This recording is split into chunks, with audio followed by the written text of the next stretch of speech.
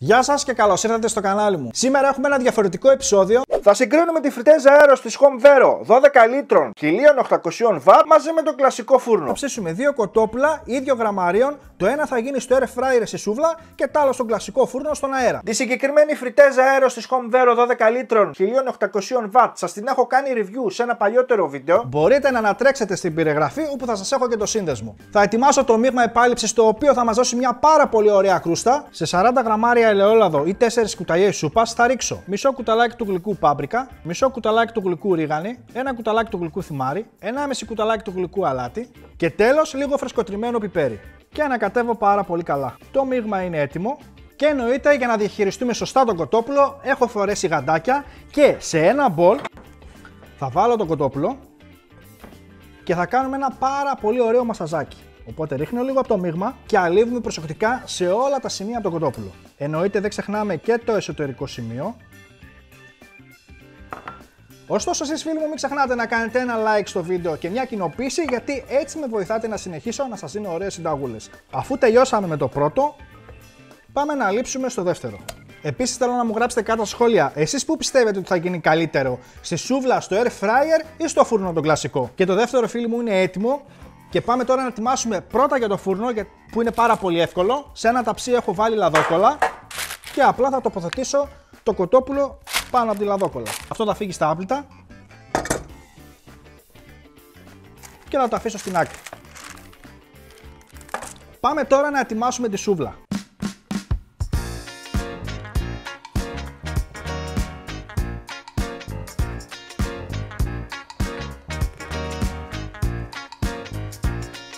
Έχουμε ολοκληρώσει το δέσιμο της κότας στη σούβλα, οπότε τώρα πάμε να τοποθετήσουμε στο air fryer.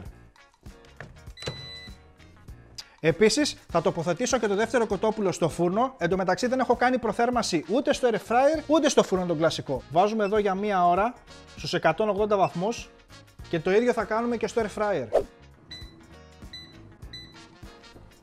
Εν τω μεταξύ, όπως βλέπουμε, τώρα έχει πιάσει ο φούρνος θερμοκρασία στους 180 βαθμούς. Έχουν περάσει περίπου 9 με 10 λεπτάκια. Το air fryer έχει εδώ και 7 λεπτά που έχει πιάσει θερμοκρασία 180 βαθμούς, το οποίο σημαίνει ότι έχει πιο γρήγορη ανταπόκριση στη θερμοκρασία. Αυτό σημαίνει διαφορά στις κιλοβατόρες, γιατί εδώ πέρα έχουμε 1800W και ο φούρνος μας είναι 3.500W. Έχει περάσει μια ώρα περίπου, παιδιά, περίπου 1 λεπτό ακόμα έχει μείνει, οπότε τώρα θα μετρήσουμε την εσωτερική θερμοκρασία στο μπούτι. Η εσωτερική του θερμοκρασία έχει ένδειξη 75 βαθμούς, εμείς θέλουμε να πάει στους 82 περίπου, οπότε θα το αφήσω ακόμα 10 με 15 λεπτά. Πάμε να δούμε τώρα στο air fryer. Εδώ πέρα βλέπουμε φίλοι μου ότι μας έχει μείνει ακόμα ένα λεπτό, πάμε να δούμε και εδώ πέρα τι κάναμε.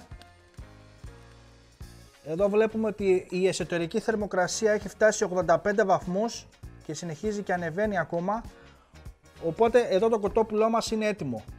Απλά θα το αφήσω και εδώ 10 λεπτά ακόμα. Και ο φούρνος έχει κλείσει και το air fryer, οπότε τώρα πάμε να το βγάλουμε εδώ πέρα, να δούμε τι φτιάξαμε. Είναι εκπληκτικό, κρατσάνιστο. Πάμε να δούμε και του φούρνου, θα το βάλουμε δίπλα.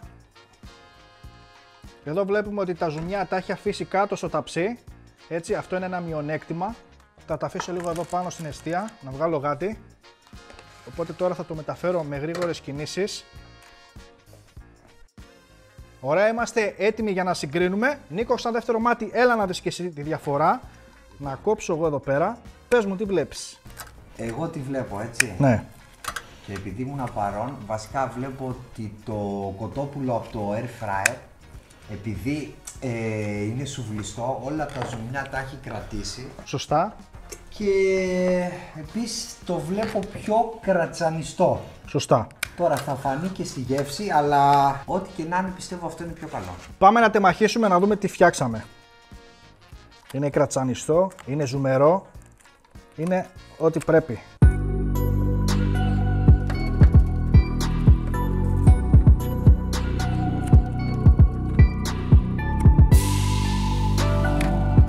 Φυσικά όπως βλέπουμε και του φούρνου δεν είναι κακό, έτσι. Απλά έχουμε ένα πιο ομοιόμορφο αποτέλεσμα με τη σούβλας στο air fryer. Εδώ βλέπουμε αισθητή τη διαφορά.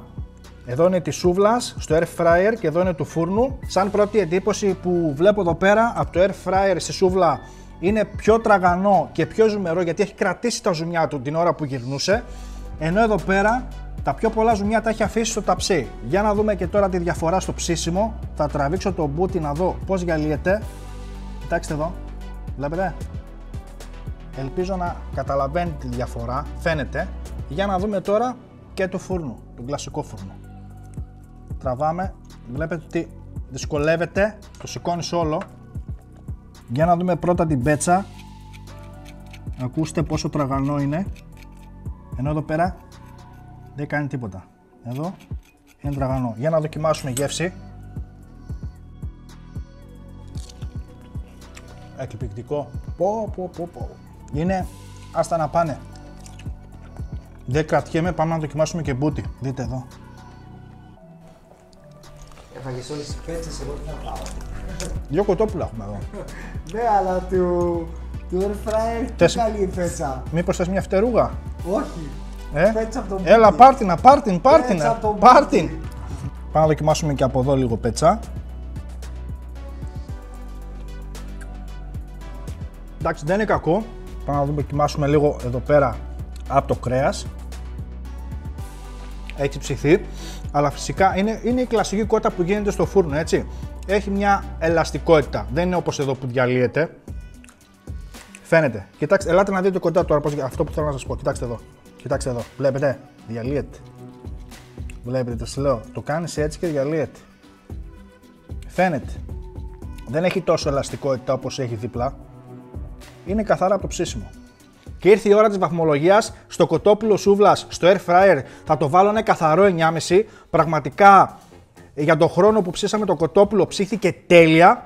Και ένα 8,5 θα βάλω στον κλασικό το φούρνο. Εντάξει, τίμια πράγματα. Φυσικά δεν ετοιμάσαμε τίποτα. Σχέτα τα κοτόπουλα για να έχουμε πλήρη αντίληψη τι ψήσιμο κάναμε. Πραγματικά δεν έχω λόγια. Είδατε κι εσείς τι ωραίο αποτέλεσμα έχει γίνει στο air fryer. Οπότε εσείς, εάν σας άρεσε το βίντεο φυσικά, μην ξεχνάτε να κάνετε ένα like και μια κοινοποίηση, γιατί έτσι μας βοηθάτε να συνεχίσω να σας δίνω ωραίες συνταγούλες. Μέχρι το επόμενο βίντεο, να περνάτε καλά. Γεια σας, φιλιά!